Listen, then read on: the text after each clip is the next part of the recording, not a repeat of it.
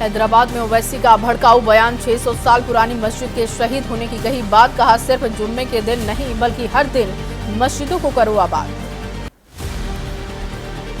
मलानी मस्जिद विवाद को लेकर कर्नाटक हाईकोर्ट का अहम फैसला, अब बेंगलुरु सिविल कोर्ट ही करेगा मामले की सुनवाई, 5 फरवरी को होगी अगली सुनवाई। ज्ञानवापी पर न्यायालय के फैसले पर अब जमाते इस्लामी हिंद के उपाध्यक्ष मलिक मुहतासिम ने उठाए हैं सवाल, कहा जुडिशरी और प्रशासन का रवैया सही नहीं। कोर्ट के फैसले पर सवाल उठाने वाले all India Muslim personal law board को ऑल इंडिया मुस्लिम जमात के राष्ट्रीय अध्यक्ष मौलाना मुफ्ती शहाबुद्दीन का जवाब, कहा अपने असल मकसद से भटक गया है बोर्ड। लोकसभा चुनाव से पहले ममता बनर्जी का बड़ा दाव, धरना खत्म कर 21 लाख मनरेगा श्रमिकों को बकाया वेतन जारी करने का किया ऐलान। पंजाब बीजेपी अध्यक्ष सुनील जाखड़ ने पंजाब सरकार को घेरा, कहा छल्ला गाने के बजाय राज्य के गंभीर मुद्दों पर ध्यान दे मुख्यमंत्री भगवंत मान। पंजाब कांग्रेस ने नवजोत सिंह सिद्धू पर अनुशासन के हिसाब से कार्रवाई करने के लिए पार्टी नेतृत्व को लिखा पत्र, सिद्धू पर पार्टी से अलग बैठकें और सभाएं आयोजित करने का है आरोप। हाल ही में प्रदेश चुनाव समिति की बैठक में शामिल नहीं हुए थे सिद्धू। अगले हफ्ते उत्तराखंड में पेश होगा यूसीसी बिल, कैबिनेट की बैठक के बाद सीएम पुष्कर सिंह धामी ने कहा पूरी की जा रही है औपचारिकता। बीजेपी नेता शुभेंदु अधिकारी का ममता बनर्जी पर हमला, कहा बंगाल में भी मनी लॉन्ड्रिंग के खिलाफ होना चाहिए एक्शन, सरकार ने 21,000 नए वाइन शॉप का दिया है लाइसेंस। तृणमूल सांसद देव ने अचानक 3 प्रशासनिक पदों से इस्तीफा दे दिया। देव के इस्तीफे के बाद अटकलों का बाजार गर्म, सांसद की ओर से इस संबंध में कोई बयान जारी नहीं किया गया। मुख्यमंत्री योगी आदित्यनाथ ने हिंदू भजन गाने वाले मुस्लिम युवक से मुलाकात की, युवक ने सीएम को सुनाया राम भजन। अखिलेश के गढ़ कन्नौज में सीएम योगी की हुंकार, कहा यूपी में समाजवादी पार्टी की सरकार होती तो अब भी नहीं बन पाता रामलला का भव्य मंदिर। फरीदाबाद में उपराष्ट्रपति जगदीप धनखड़ ने समाज में खाप की भूमिका को सराहा, कहा खाप हमारी संस्कृति और हमारी सभ्यता की गहराई का प्रतीक।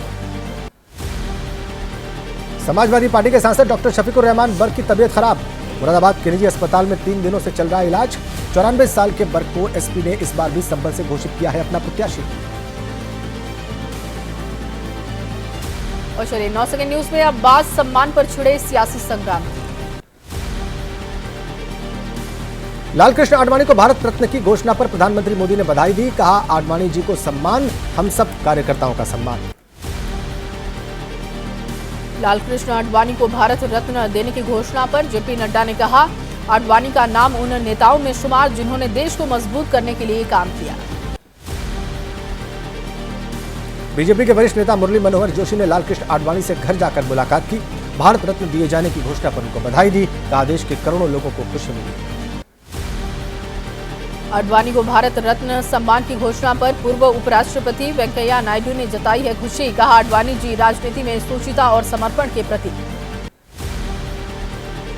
लालकृष्ण आडवाणी को भारत रत्न की घोषणा का ओवैसी ने विरोध किया, कहा जिस शख्स की मौजूदगी में बाबर मस्जिद की शहादत हुई उसे सम्मान देकर क्या संदेश देना चाहती है सरकार।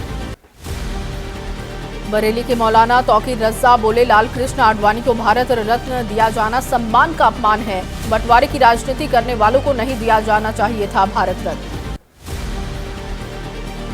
समाजवादी पार्टी के अध्यक्ष अखिलेश यादव ने कहा आने वाले चुनाव में वोट के लिए बीजेपी लालकृष्ण आडवाणी को दे रही है सम्मान। कांग्रेस नेता सलमान खुर्शीद ने आडवाणी को भारत रत्न का सम्मान दिए जाने पर जताई खुशी, कहा एक पार्टी तक सीमित न रह जाए सम्मान।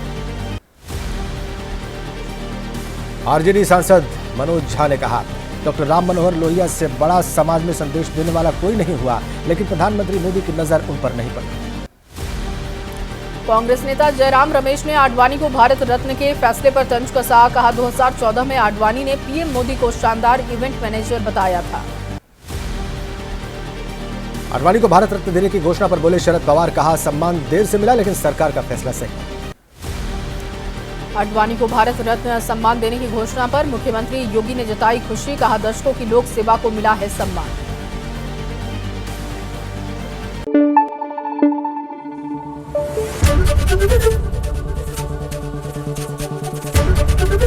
एबीपी न्यूज आपको रखे आगे।